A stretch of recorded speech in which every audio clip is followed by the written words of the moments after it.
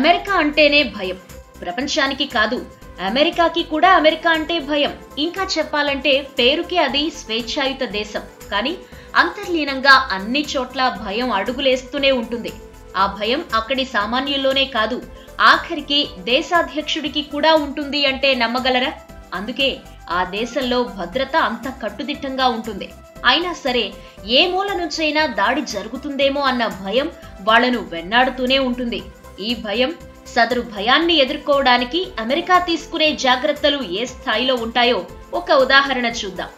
Donald Trump దేశాధ్యక్షుడిగా ఎన్నికైన నెల రోజుల తరువాత అధ్యక్ష హోదాలో మొదటిసారిగా కాంగ్రెస్ ఉభయ సభలను ఉద్దేశించి ప్రసంగించారు.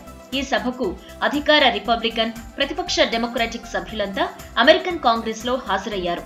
దేశంలోని ప్రజాప్రతినిధులంతా ఒకే చోటున్నారు కదా. ఇప్పుడు హఠాత్తుగా వాళ్ల మీద దాడి జరిగి అంతా చనిపోతే ఏం చేస్తాం అన్న అనుమానం మీకొచ్చిందా? కానీ అమెరికన్ల భయానికి మాత్రం వచ్చింది. అందుకే దీని మీద చాలా శతాబ్దాల కిందటే వైట్ హౌస్ లో ఓ కీలక నిర్ణయం తీసుకున్నారు.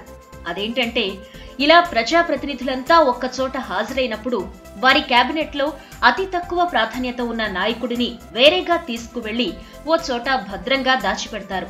అతన్నే డిజిగ్నేటెడ్ సర్వైవర్ అంటారు. అంటే ఆపత్కాల నేత అన్నమాట. ఒకవేళ శత్రువులు ఈ కాంగ్రెస్ మీద దాడి చేసి ఆ దాడిలో నేతలంతా చనిపోతే అమెరికాను పాలించడానికి, ఆదేశించడానికి ఎవరు ఉండరు కదా. అలాంటప్పుడు ముందే దాచిపెట్టిన ఆ నాయకుడు అధ్యక్ష స్థానంలో తాత్కాలికంగా బాధ్యతలు స్వీకరిస్తాడు.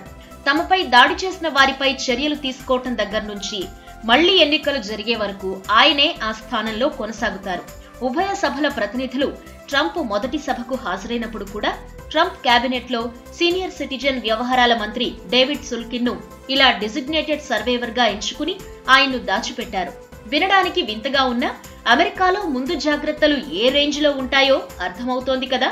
ఈ వీడియో మీకు నచ్చినట్టయితే లైక్ చేయండి, షేర్ చేయండి. మరిన్ని ఇంట్రెస్టింగ్ వీడియోస్ చూడడానికి మా ఛానల్ కు తప్పక సబ్స్క్రైబ్ అవ్వండి.